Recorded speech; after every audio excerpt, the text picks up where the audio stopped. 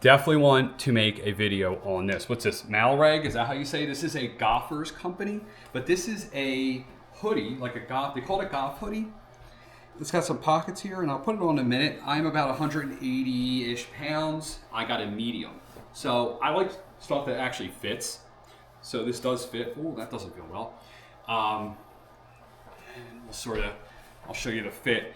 Very comfortable. I actually got this for the beach because of the, they make a bunch of different designs, but I got this one for the beach.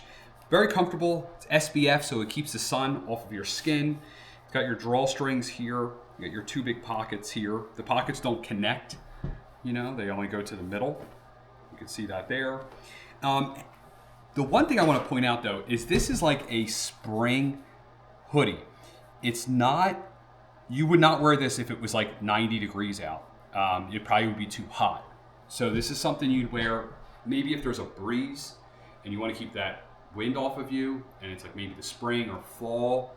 It's kind of like a heavier duty, lightweight shirt, if that makes any sense. It's kind of hard to explain. Very soft on the inside, but it's definitely lightweight fabric. So you have your hood here. So that is the shirt. I am very excited. I like it.